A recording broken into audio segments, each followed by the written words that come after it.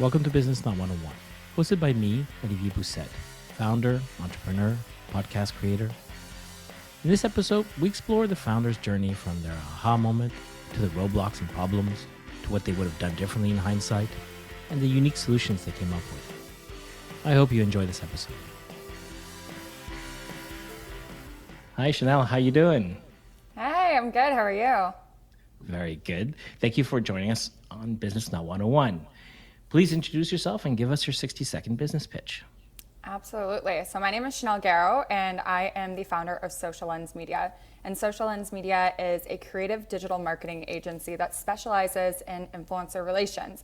So we handle everything from vetting, sourcing, contracting, negotiating, everything from A to Z when it comes to influencer marketing and really making those connections online that really matter. So that is Social Lens Media in less than 60 seconds, actually, but.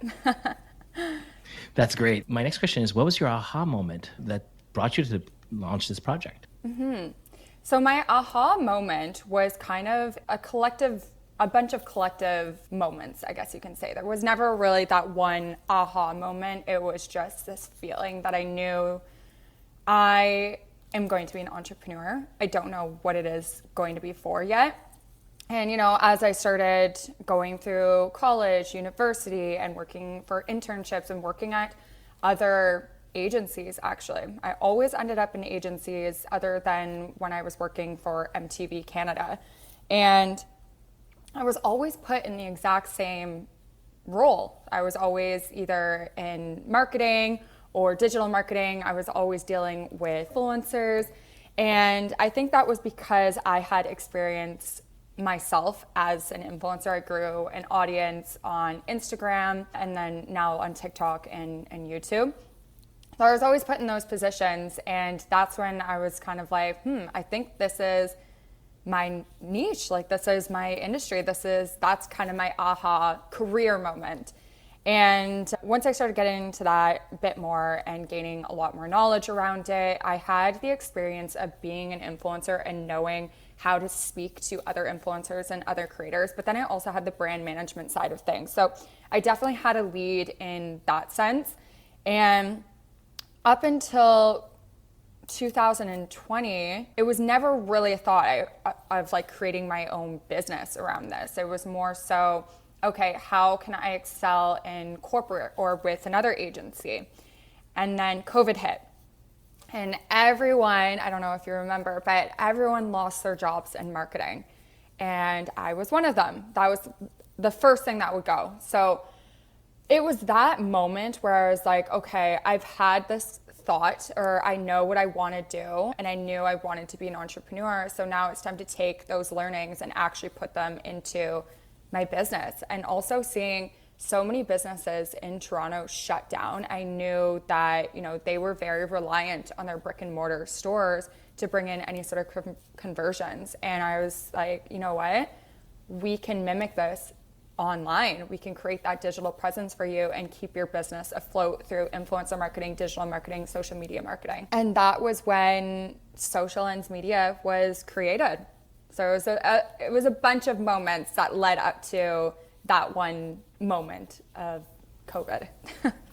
That's really interesting, and like a ton of little aha moments along the way that created that. And I found that super interesting. So you were on MTV, and did you find that had a huge impact on you being able to launch this business? Yeah, absolutely. I think, so I actually interned at MTV. So once I graduated, I was working with them right out of college. And I'm a very go-getter type of person. So when I was doing my internship, it was just your classic internship where it's like, okay, can you get the coffees for everyone? Can you print this off? And for me, I was like, no, I can't. I mean, I'm going to do that, but that's not what I want my entire job to be. So I would actually go through the company and see, okay, where are we lacking? Where can I kind of insert myself? And I found this one little product in the company that nobody was touching. And I'm like, I'm going to take over that. So I did, and I presented it to my boss, and I was like, this is everything that I'm going to be doing. This is how we're going to be doing it. I'm going to build out your website. I'm going to build out your socials. I'm going to run your ads. I'm going to hire influencers. I'm going to hire brand ambassadors for like street activations.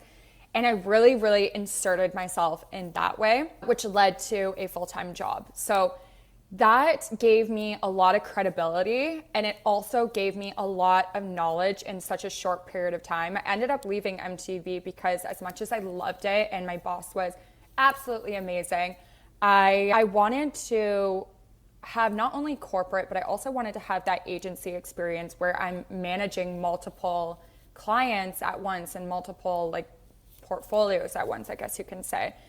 So that's when I was working at the agency, gained a lot of experience on how to run a business, and that also really, really helped me as well. And then COVID happened, and that's when my agency happened.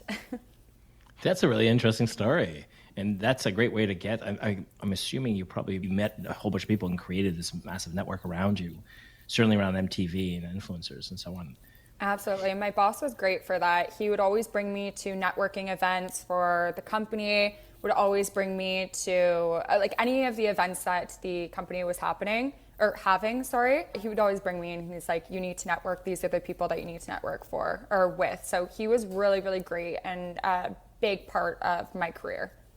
That's really good. That's a good experience. This sort of leads me to the next question is, what were some of the roadblocks that you hit along the way, and how did you overcome them to be able to launch your agency?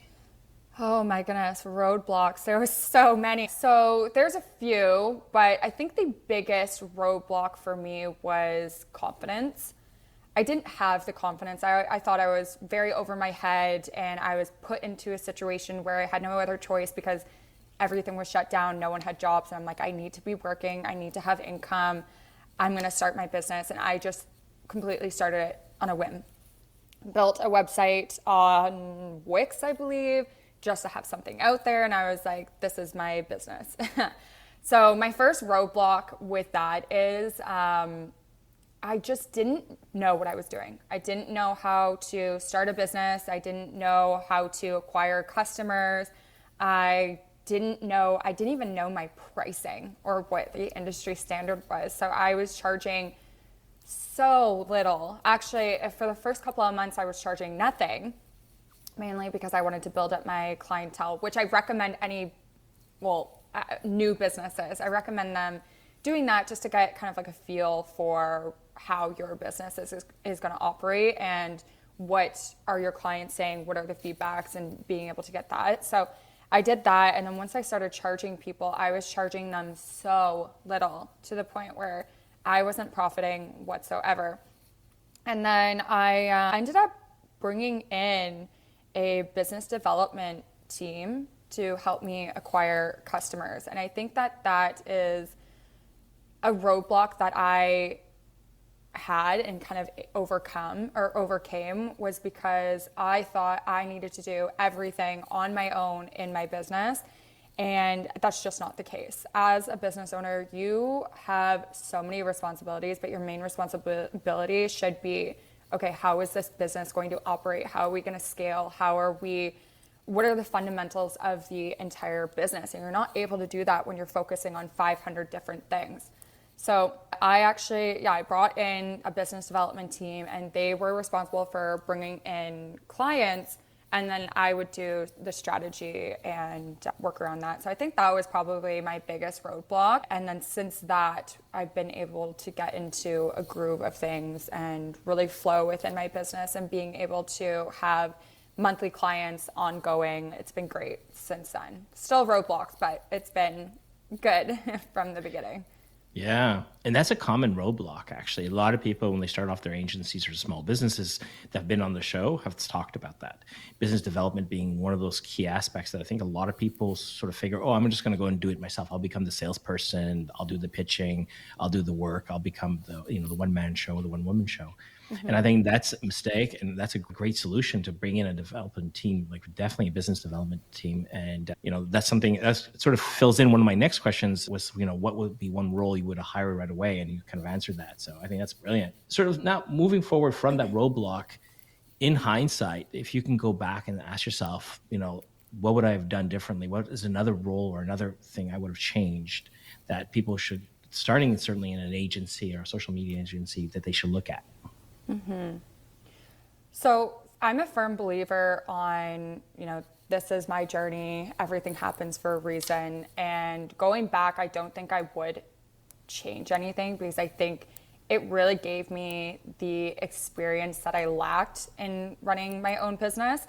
I had the experience, I have over 6 years experience in marketing and influencer marketing, but I didn't have any experience in running a business.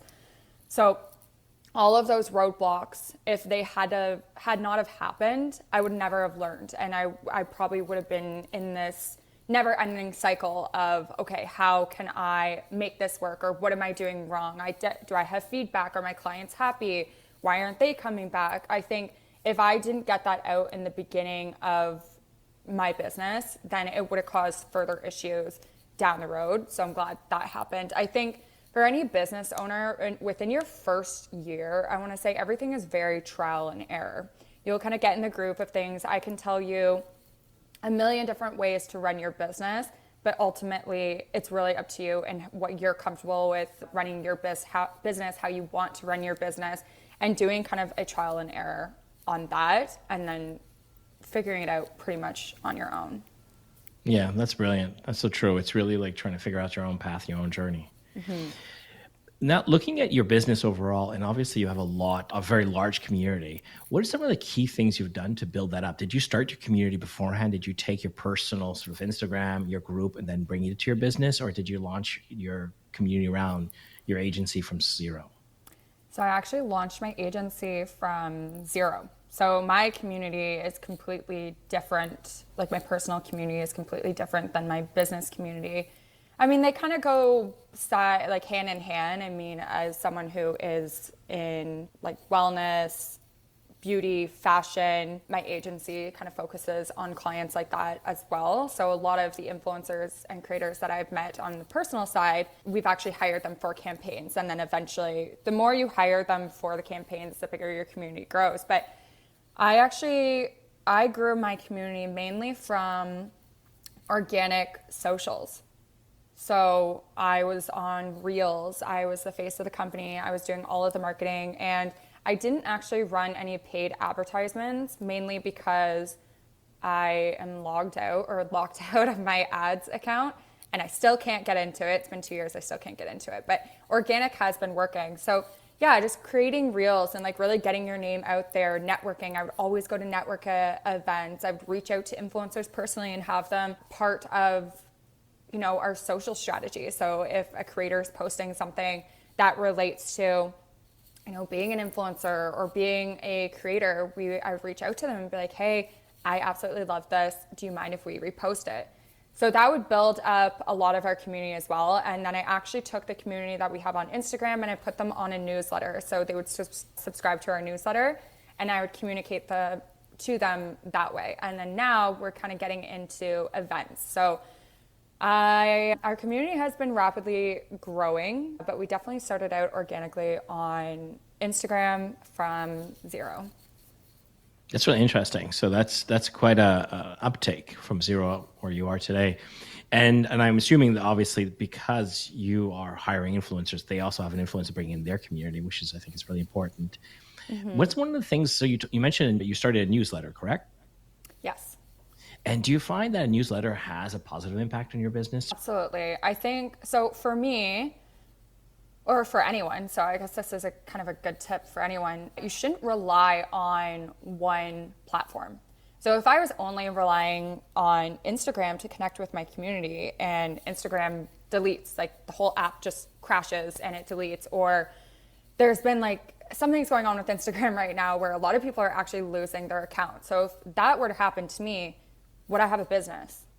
How am I going to contact these creators? How am I it's very almost irresponsible to only rely on one platform, which is why I brought in the newsletter. We also have TikTok now too, but the newsletter is to expedite any sort of campaign. So I like to call it my roster, but we have a roster, technically subscribers, of over 1,000 global influencers. So It is marketed everywhere. It's marketed in my personal email signature. It's marketed in my email signatures. For any influencers that they're reaching out to, they can see, okay, if I subscribe here, I'll be connected to future paid collaborations and stay within this community so they know to hire me again. It's heavily marketed on Instagram, on LinkedIn, on our website, everywhere. So that's kind of our main point of contact with our community, just because it's easier to expedite any sort of campaigns and get in touch with a mass amount of creators that I know are going to see the information that we're putting out. That's a great point, not to be anchored to one platform. And that's something I think a lot of people forget, and including myself. Absolutely. One question I always ask people is, obviously you have a growth plan, so you have a 5-year plan for your business. And one of the questions I ask is, do you have a business mentor or a business coach that you use? I do. So his name is Edmund Chen, and he has been a business mentor of mine for probably about 5 years. And he's a very important person in my business and like business life, I guess you can say.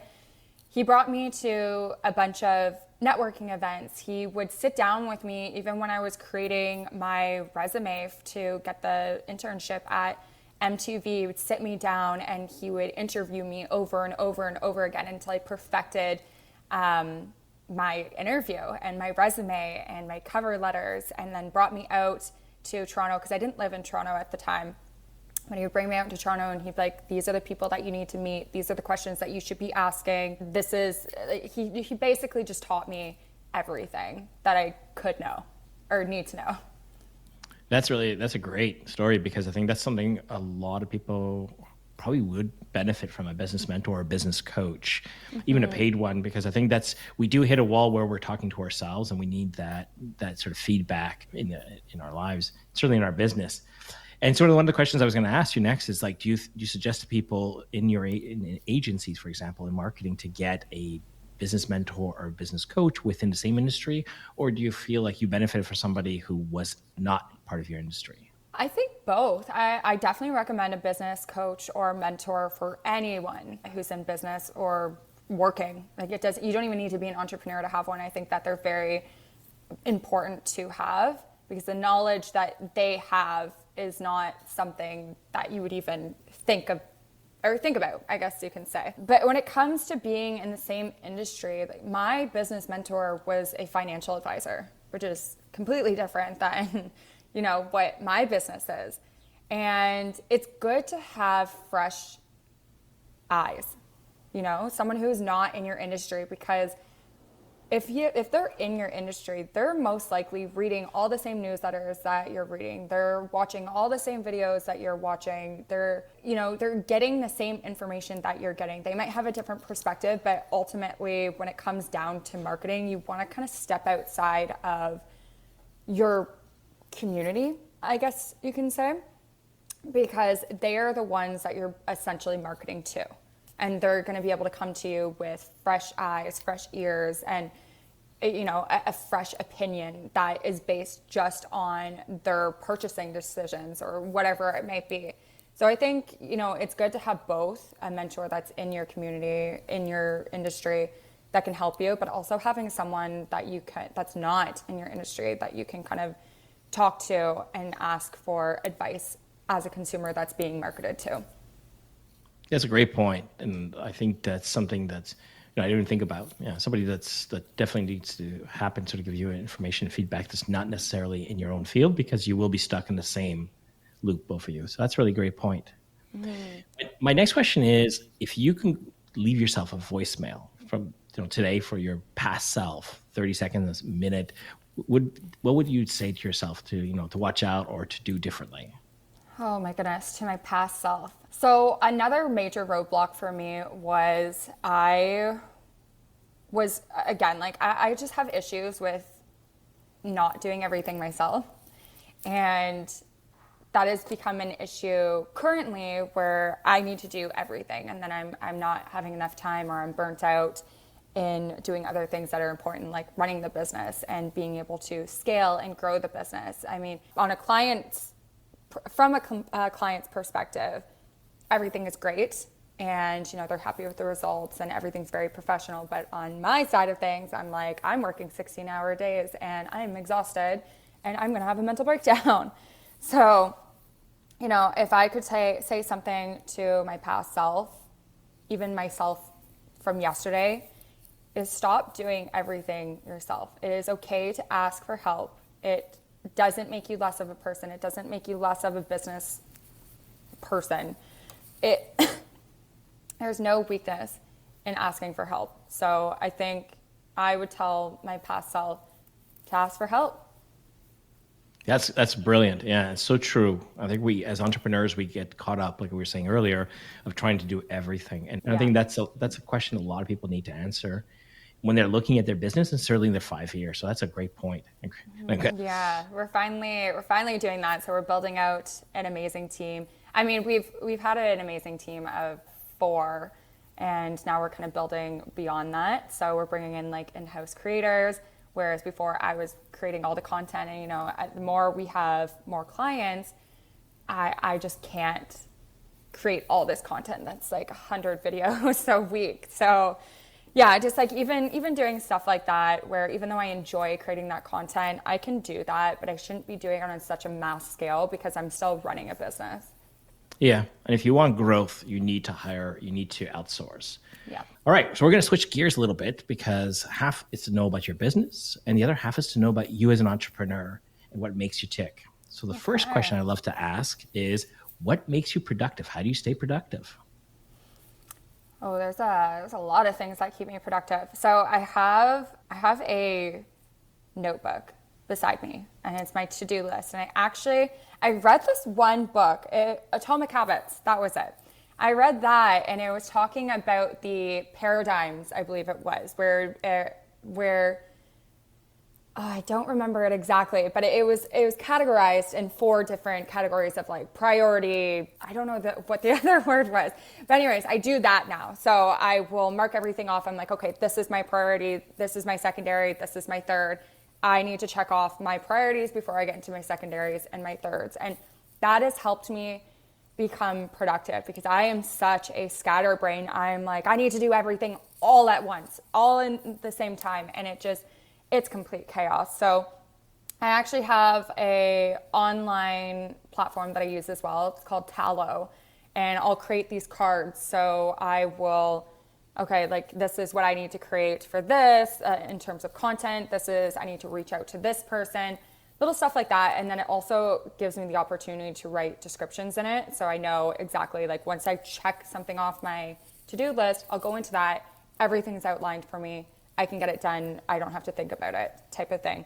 So that's what keeps me productive. And then also going for walks throughout the day, or even just like taking a 5-minute, 10-minute break without my phone, just laying down, just doing something, just completely resetting my brain, helps me significantly to finish my work throughout the day and actually being able to continue on without burnout. Yeah, that's great. And yes, I read the Atomic Habits. So that's brilliant. It's such a good book. I love it. I'm actually going to read it again. I think it's those type of books you have to constantly read, Yeah. because you're not going to remember everything on the first take. It's one of those things where you just constantly go through. There's a few books like that I constantly just go back and read. Yeah, absolutely. My next question is, what is one personality or trait or strength you think is really important in an entrepreneur?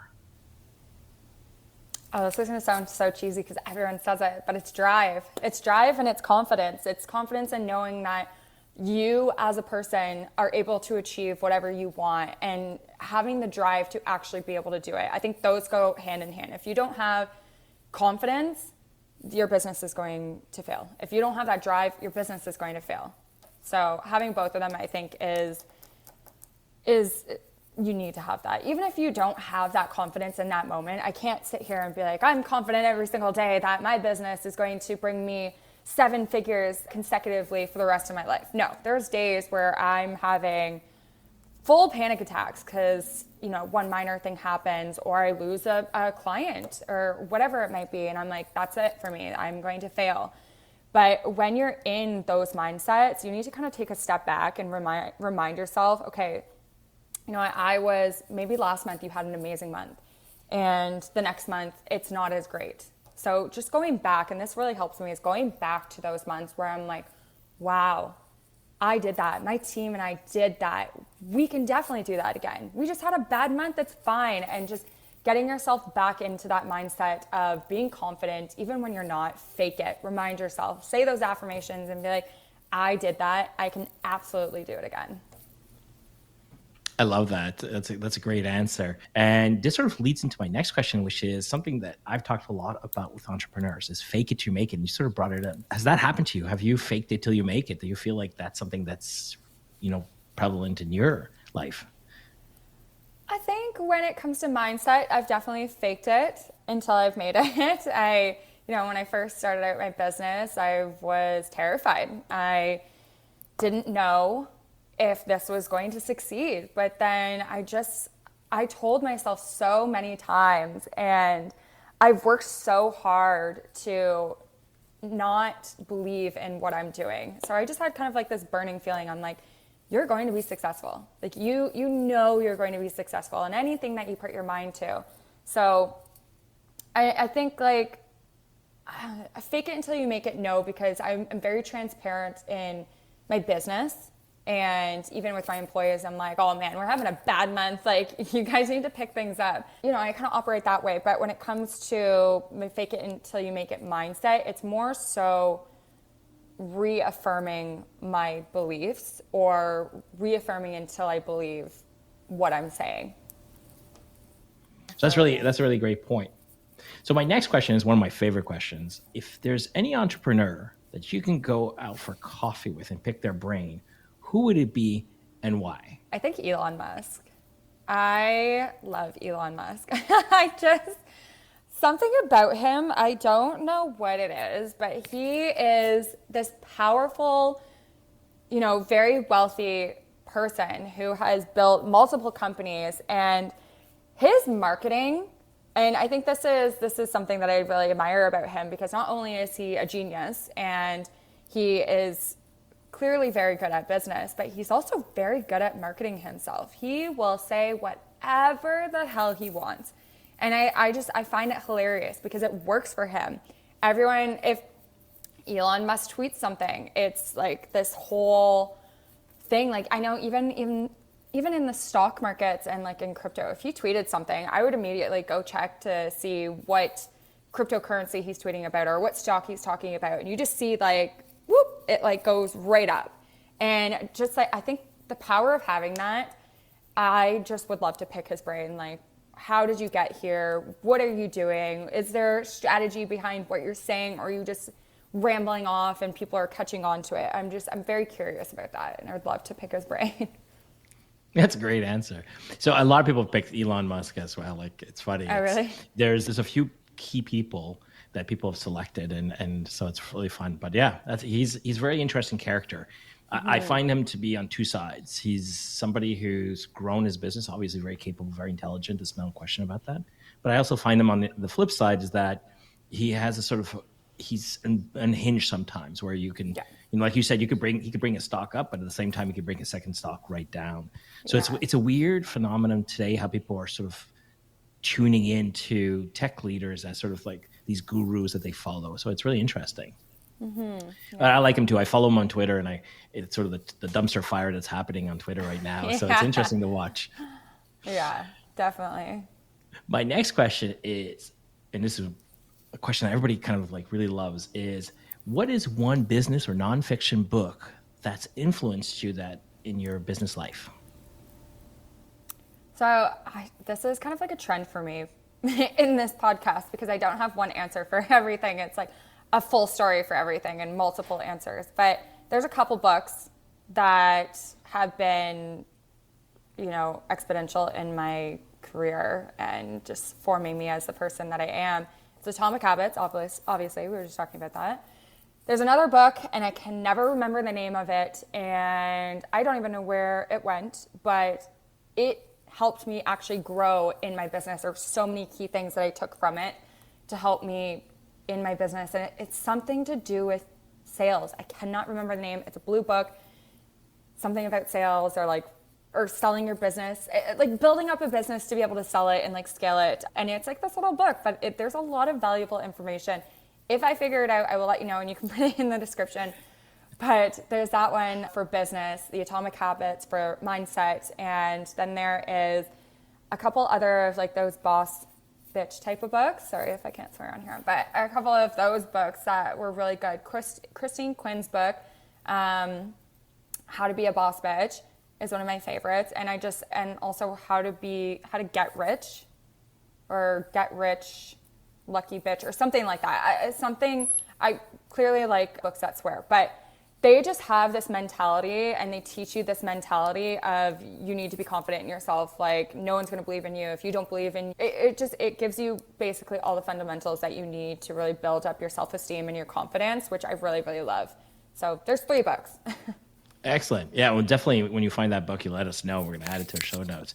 But I know what you mean, the girl boss books, where it's, I think there's a sort of a trend with people to be able to identify and to focus that energy through those books. So I think that's great. Mm-hmm. So my last question is, how can people reach out and connect? Yeah, absolutely. So you can follow us on Instagram, which is Social Lens Media, and it's social LENS media. That's on Instagram, also on TikTok, or you can reach out to me personally through email, which is Chanelle, CHANELLE, @sociallensmedia.com. Our website is currently being revamped. It needed a little bit of a facelift, so soon you'll be able to contact me through that, maybe at the end of December. And that will have kind of all your information on our services and how to contact us as well, which is sociallensmedia.com. Perfect. And we'll be adding all that to our bio on the website. So that's great. I want to thank you so much for joining us. It was really wonderful talking to you. Of course. And I have a question for you. Oh, perfect.